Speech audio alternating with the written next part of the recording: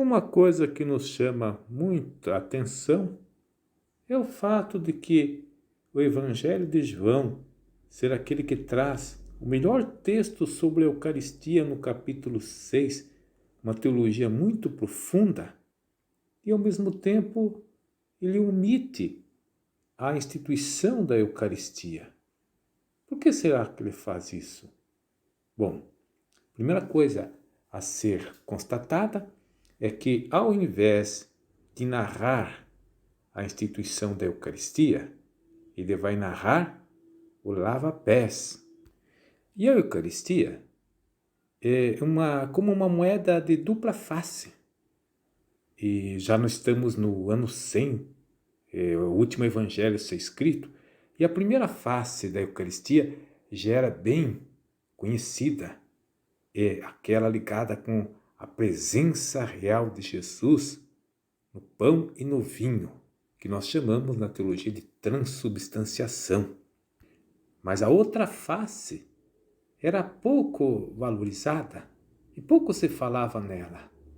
E ela é muito importante. É aquela que associa a Eucaristia ao mandamento do amor, ao serviço, ao irmão. O sentido pleno da Eucaristia como comunhão é feito nessas duas dimensões, a comunhão com Deus e a comunhão com o irmão. Assim sendo, ele vai recordar de um fato que é inédito, pelo menos nos textos bíblicos, mas que Jesus fez também na ceia que institui a Eucaristia, que é o lava-pés. Na ceia que institui a Eucaristia, era uma ceia judaica, mas São João não faz nenhuma referência. Nós sabemos que é uma ceia judaica, principalmente por causa do Evangelho de São Lucas, que conta elementos da ceia judaica. Mas já no começo da ceia judaica, se faz já um ritual chamado de lavar as mãos. Mas agora estamos no meio da ceia, e uma coisa estranha Jesus faz. Ele coloca uma toalha e começa a lavar os pés dos discípulos. As coisas caminham, vamos dizer assim, ainda que confusas, bem, até que chega a vez de Pedro. O evangelista João, ele sempre quando fala Simão e coloca o apelido dele Pedro, ele está anunciando que vai acontecer uma crise ali na narrativa, porque o evangelista João não usa o apelido Pedro no sentido positivo, de pedra forte, alicerce, mas ele usa a pedra no sentido de cabeça dura, impermeável. A intervenção de Pedro, que só ele fala na narrativa, ele vai dizer o seguinte: Senhor, ele chama Jesus de Quírios, Senhor, tu lavas os meus pés? Note que já estas palavras denotam um grande distanciamento que existe entre ele e Jesus. Pois Jesus vai responder para ele: o que eu faço agora não compreende agora, mas você vai compreender mais tarde. Por quê? Porque o lava-pés só vai poder ser inteiramente compreendido sob a luz da ressurreição. E Jesus ainda não ressuscitou. Agora, uma dúvida. Será que ele está acometido pelo sentimento de humildade? Não. Ele está sentindo uma falsa humildade. Você sabe que Jesus é mestre. E a grande preocupação de Pedro é que o discípulo deve seguir o mestre. A grande preocupação dele é: eu também vou ter que fazer este ato humilhante. Por quê? Lavar os pés, naquela época, era um trabalho feito por escravos. E lembre-se que um judeu, a religião judaica tinha uma obsessão sobre aquela mentalidade puro e impuro.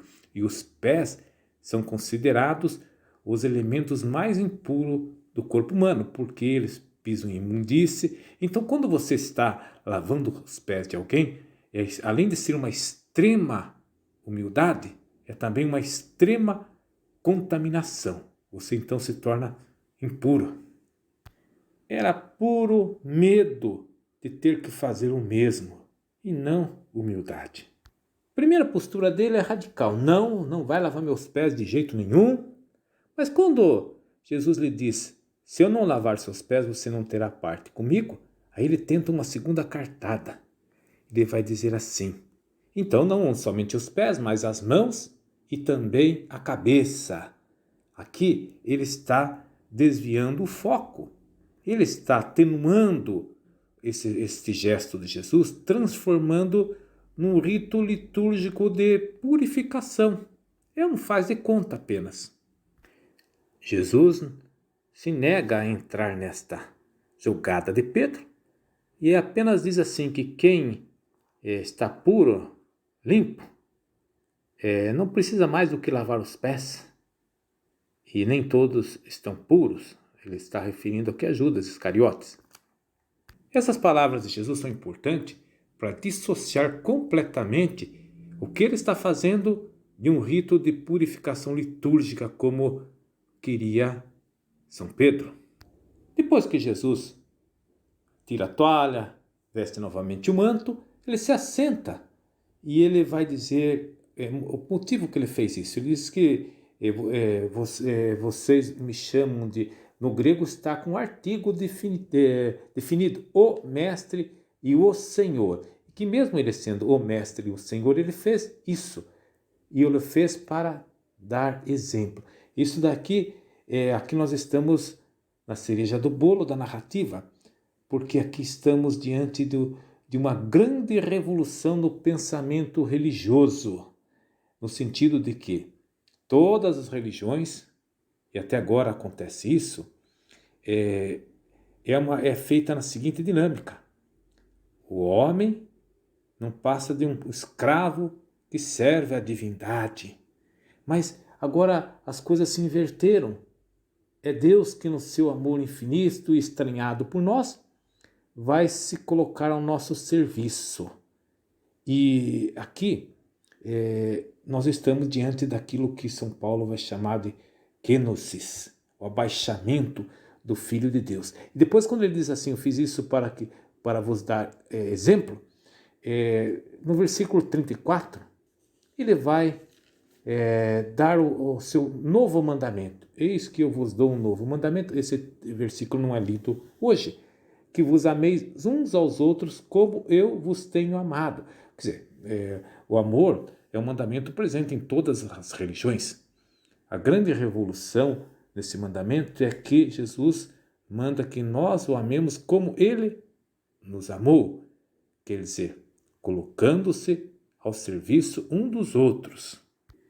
É importante também não se esquecer que Jesus fez este gesto não no começo da ceia, mas no meio da ceia.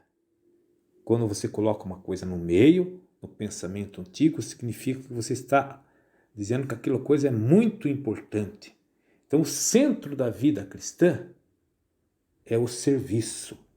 Ou, como diz o versículo 34, o amar ao irmão como Deus nos amou. Que nós temos como modelo. Jesus se apresenta aqui nesse texto como dom de amor, como o modelo do amor cristão.